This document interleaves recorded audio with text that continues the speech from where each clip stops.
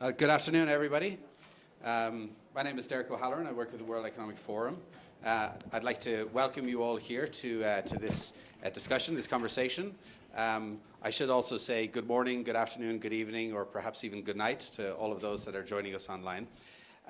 We meet here in Davos this week under a concept of stakeholder capitalism and the importance of all stakeholders to embrace multi-stakeholder approach to tackle some of the great challenges that we have ahead of us, and in particular the role that businesses can play in driving some of the solutions to the grand challenges that we face today, whether that's around improving sustainability or the focus for today's discussion around driving inclusion.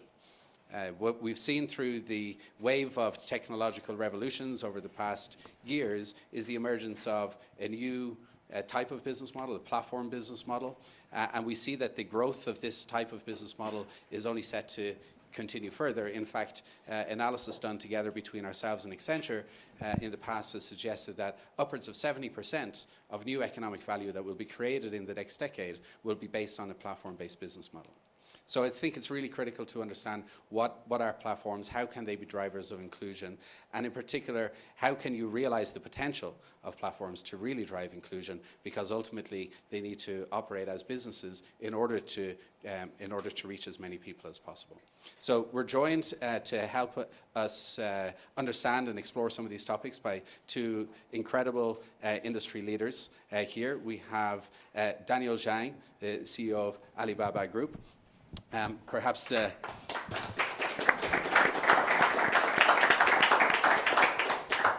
original platform, and we are joined by Julie Sweet, CEO of Accenture, who is. Without further ado, I'll hand over and let you guys have a great conversation. Great, and this is really intended, as Daniel and I were talking earlier, just to be a conversation. I am going to brag a little bit about Alibaba first, because Daniel is too modest to do so, because we do have the ultimate platform company, here today in Alibaba, which became a platform company before the term was known, right? So starting 20 years ago, only 20 years ago, and today connecting 700 million consumers, the largest e-commerce and mobile company in the world. And just as importantly, for all of us who share this mission, creating 40 million jobs, right? And Daniel has been the CEO since 2015 and became the chairman from Jack Ma just this past September, has been a driver among the things that are some of the most visionary things, like Singles Day, which I know that we'll talk a little bit about.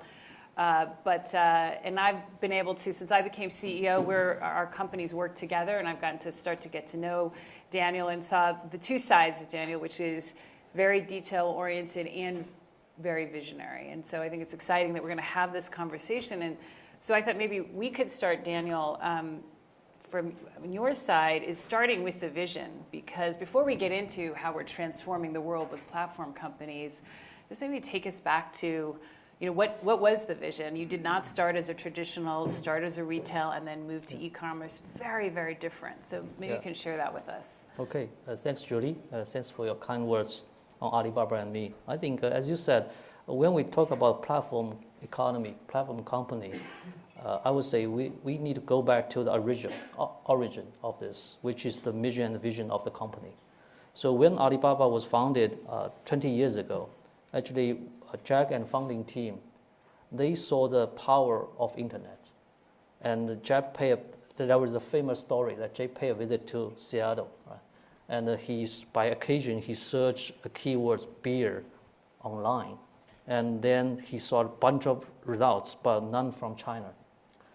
So that created, which made him thought, can we do something to help the Chinese products available in front of the global buyers? So that's the starting point of Alibaba. So, but when he do this, I think we set a very important, mission for Alibaba, which is also relevant to this very designated business, which is make it easy to do business anywhere. So we start with this: help people to upload their products, which most of them are Chinese small SMBs, small business. They are the exporters. They want they want to find buyers in the overseas market. So internet gives this transparency. But when we go deeper into the core of this business, this is all relevant to the mission. And when we start our retail business, Taobao, Tmall business, then once again, we not only help people to meet and to find the leads and from the China exporter, but instead we help buyer and seller to trade via Alipay, via our trading platform. They can trade. So these, nobody plan to do a platform company at day one. And we even didn't know, what platform economy means 20 years ago. But it's all about we identify the power of internet. What we try to apply this advantage of internet into the real business and create the value for our clients. So I think the core of the platform economy is about can we really create the value for other people? But all the people, because of this, people want to get together. And then we together become a platform. Platform is not Alibaba. Platform is all the stakeholders at this platform. That's the key thing. For me, it's quite personal in the sense of how transformative it's been for China. And, Alibaba today, you would say, is behind every facet, both online and offline, because you start with internet, but you have this richer ecosystem. And maybe a little story. So I went to China in 1988 to study Chinese. I was a junior in college at the time. And so that's, 31 years ago. And I remember at the time, if you were a foreigner, you had to only shop in friendship stores. And we would go into the store, and there would be people behind the counters, but no products on the shelf. None, literally. And to see what's happened in 30 years and the impact of that. So I just went to the Alibaba campus, and to see the number of jobs and also just the changes, it's incredibly transformative. And in Singles Day, which is 11/11, in 1 hour, there was more commerce than in Black Friday for the U.S. audience, of Black Friday and Cyber Monday. And, this sort of goes back to the, what you're creating in the platform and how you've thought also about the jobs and what it means for the other stakeholders, as you said. And so can you talk a little bit about, how you think about the job creation and that connection?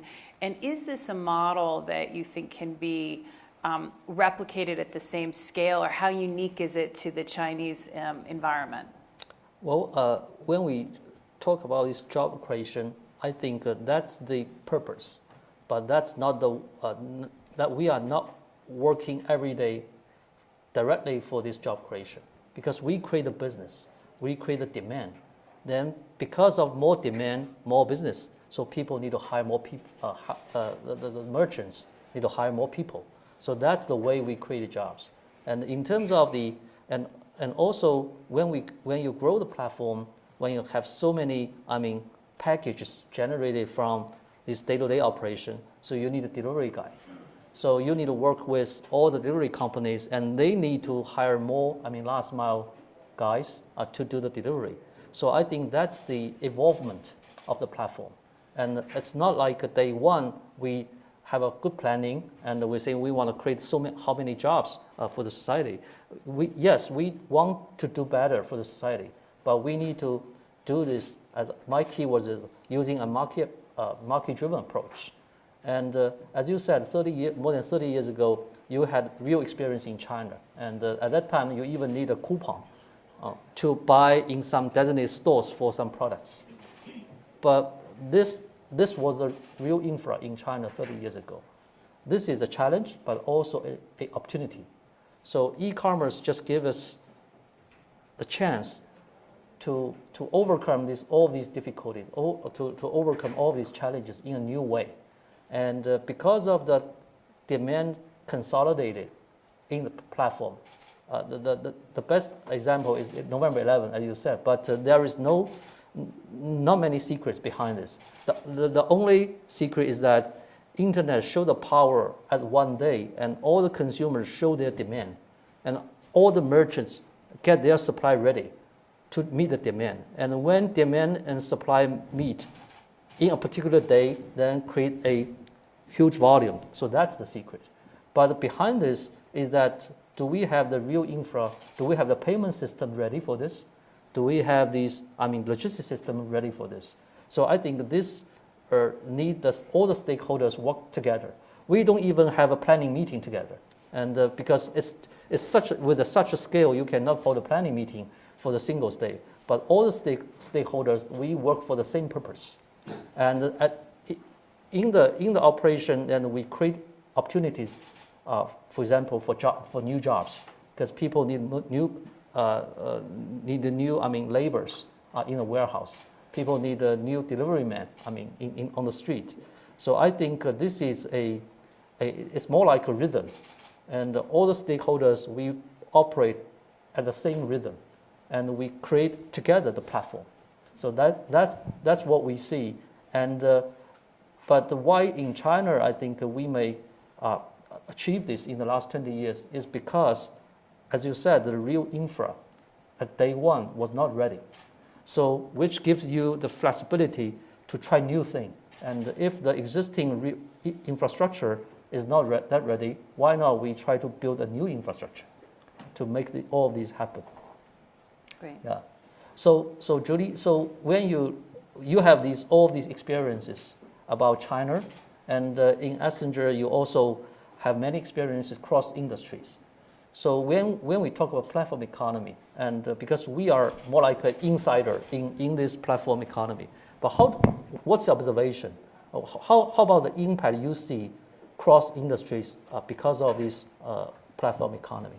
And I would say, and if you look around the world, right, the world's leading companies, if you just look by market cap, are platform and technology companies, right? And so we see two big things. It's changed how you relate to your customers, so customer relationships, and how you think about that relationship, whether it's how quickly you can fulfill their demand, how well you're able to predict the demand. So it's required companies to fundamentally think differently about about customers.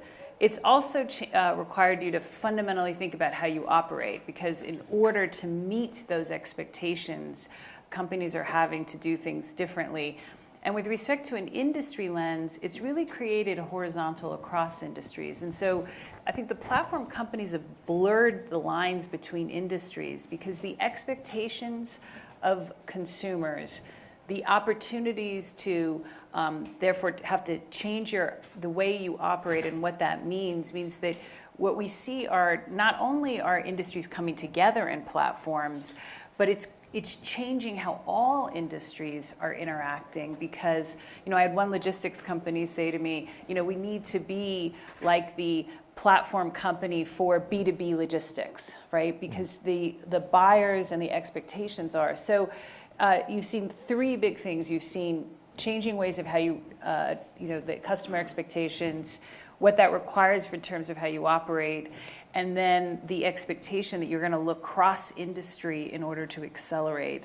And all of those things mean you need a different kind of leader as well, which we can talk a little bit about. And that's very important when you think about sustainability, inclusion. And so maybe on the leadership side, although you have a very market-driven approach, as you've described, you're also very proud and have been very focused on how you are growing and the inclusive nature, for example, of your workforce, and how you've, I remember the video of the woman who was a person with disability and talking about the opportunities. So maybe we could just think about what the leadership aspect of what you're doing and how you think about inclusion. Yeah, I think inclusive is a very important theme today in the whole society. But the question is not about, do we really need inclusive? I think everybody's answer will be yes, right? Everybody will say we need a more inclusive society, we need a more inclusive economy, the technology need to be more inclusive. But the key thing is about how.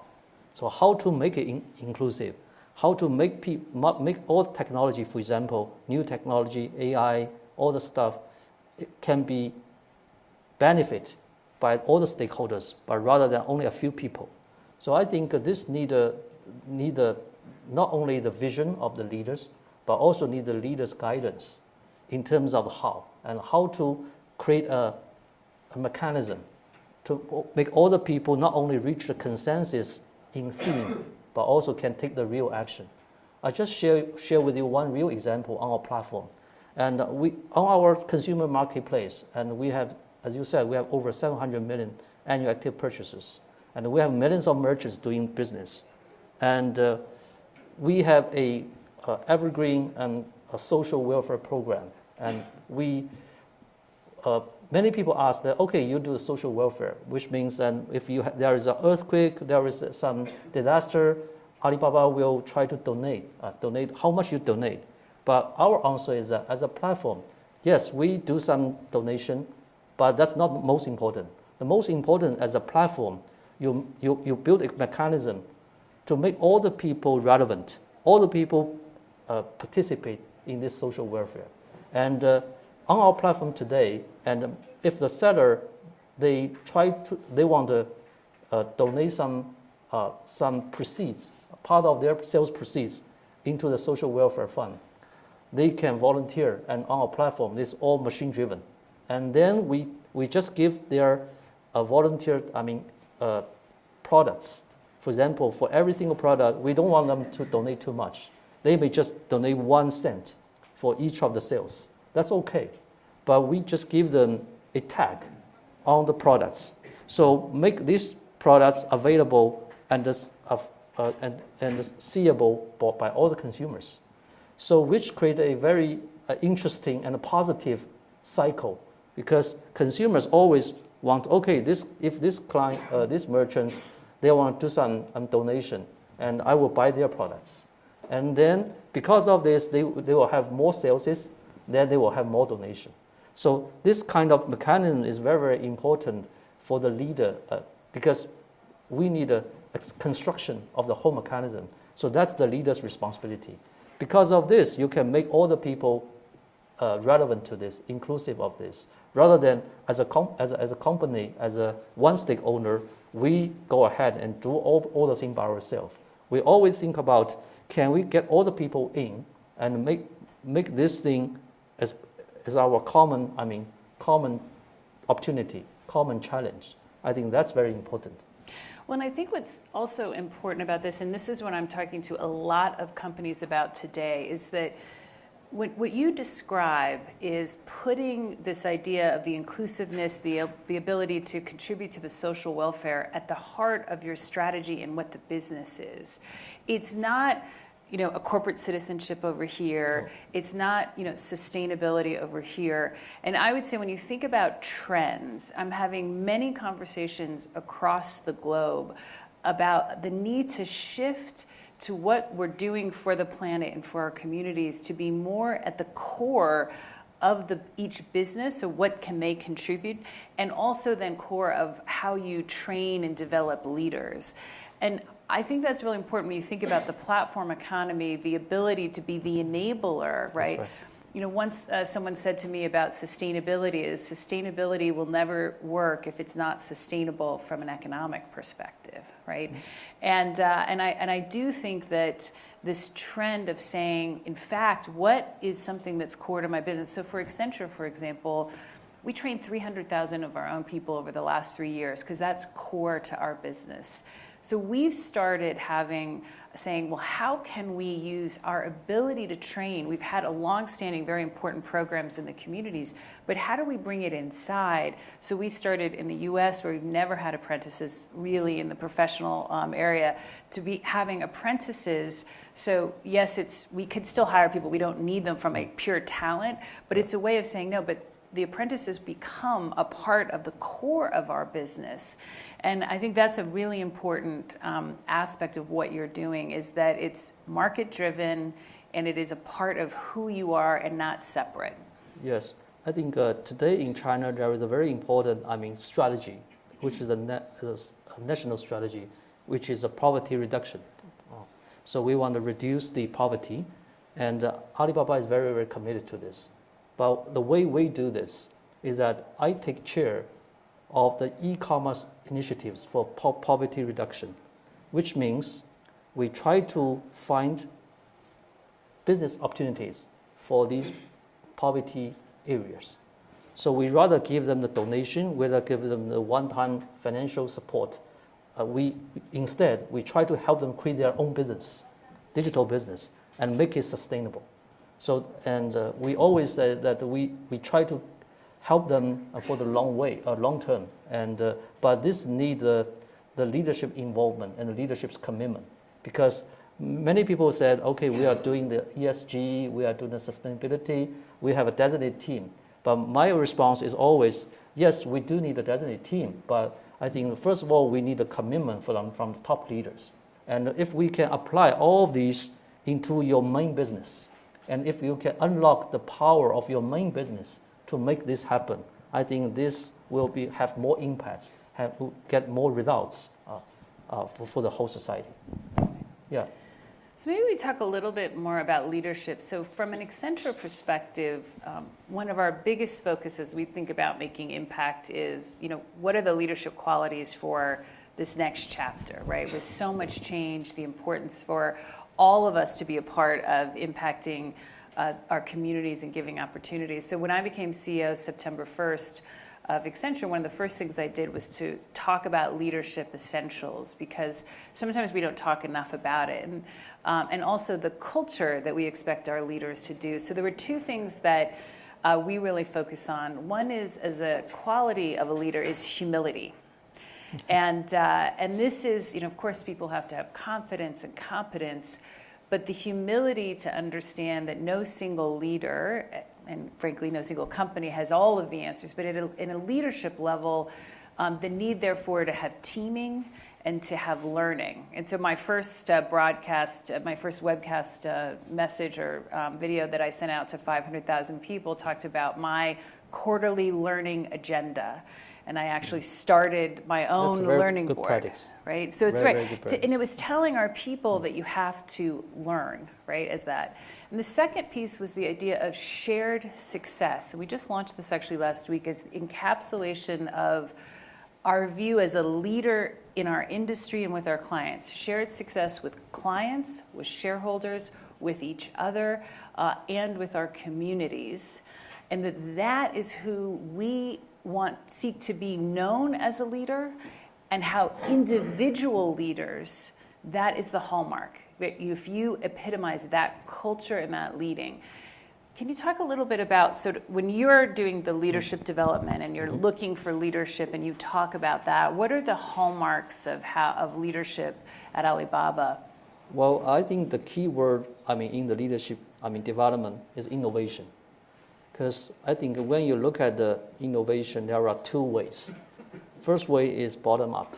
So you may have a lot of applications and a lot of technologies, and from the engineer team, from the research lab, we say this is a bottom up.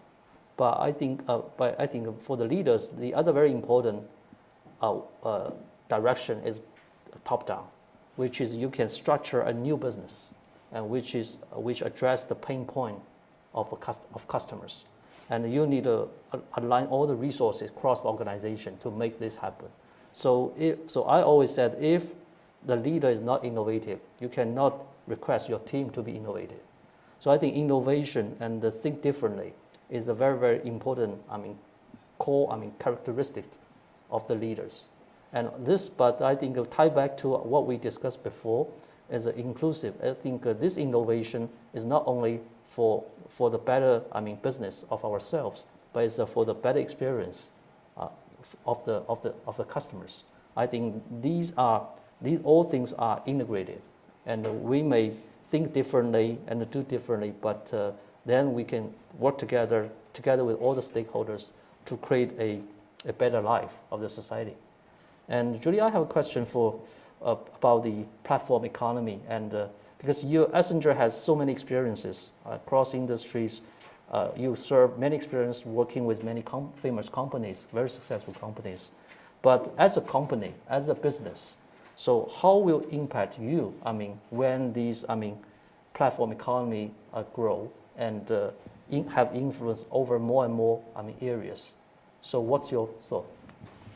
So luckily, the way our business model is to be always helping clients, our companies themselves innovate and know how to implement today and where things are going, and it applies to our own selves. So the way we think of the impact of the platform companies is we have ourselves tried to adopt the mindset of a platform company. So 10 years ago when I joined Accenture, we used to call ourselves fast followers and light on investment. We were a people business. Today, we invest $3 billion a year. We have 6,000 patents and patents pendings. We build assets because we know that's what the future is, and today and for tomorrow is that we have to participate that in our own way, right? Yes. Providing that. So it's certainly changed the services, the nature of our investment. But it's also really said to us that how we have to be innovation-led, so we started that transformation 5 years ago when we were the first company to create a digital unit. We're now the first company to put digital everywhere because that was so successful. Yes. But it goes back to this point about innovation. So when we talk about leadership of shared success and humility, it is exactly because we think innovation is core to our success and to our clients' success. And that innovation can only happen when it can't happen alone, right? And so your point about having to, whether it's bringing leaders in, and we've shared our own stories about how do you get the horizontals working in your company across your products or services. It's how we partner together. I mean, when I will meet with a client who says to me, we have an innovation group, and I said, well, who do you partner with? And they say, oh, we don't really have any partners. And I said, well, okay, then it's not possible to really be successful because no company, including Accenture or an Alibaba, right? Because I know how you partner, can be innovative only within themselves, right? And that's true whether you're trying to solve societal problems and drive your business. And so that's how, we really made the shift from being investment light and fast followers to innovation, and then had to shift everything about our mindset to do that. Yeah, I think that's very important comment, which is the innovation cannot from one single organization. Actually, it's cross-organization, cross-companies. And today, I think the internet gave us a very important, change, which is the world today is a network. And before, it's more like 2 parties, 3 parties get together, they collaborate with each other. But now it's multi-parties, and the influence across multi-parties and create a chemistry, and because of the mutual innovation. And if one go ahead and all the relevant stakeholders, they may also make their adjustment and do their innovation to either fit for this change or even go even far away from this. So I think that's the very important comment. And I think for Alibaba, actually, we always not only try to innovate by ourselves, but also to enable other people, to enable the stakeholders, the merchants, the customers, the delivery companies, and the cloud partners, and all the stakeholders to innovate together. So that's the way we think can create a massive benefit for the whole society. Yeah, agreed. I think we're about to come to an end. We have 2 minutes. So any last thoughts of advice as we sort of think about the future of platforms and innovation to everyone watching, Daniel? Well, I would say, as I said in the beginning, I don't think anyone day one will believe themselves as a platform. So platform is evolving. And I would say with the recent development, quick development of the technologies, I would say there will be new platform and arising, and this here and there, but for the whole society, I think we and in the business partnership, we need to find a way to understand each other. I think that's very important. So everybody could be a platform, and everybody is a stakeholder to each other. So I'm your stakeholder. Alibaba is a stakeholder of Accenture in our partnership. And you also, Accenture is also our stakeholder. So we are relevant to each other. And we need to grow together. We need to do a lot of things together. But I think the key thing is do we share the mission, which is very important. I think that's the core of the collaboration. That's the core of these stakeholder, capitalism. And if we share the same vision, share the same goal, then we can find the right way to get there. I agree. So shared success, shared mission, and working together. So great takeaways. Thank you. Thanks, Great. everyone.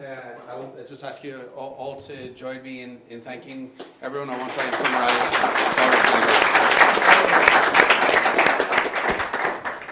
Okay. Thank you. Great.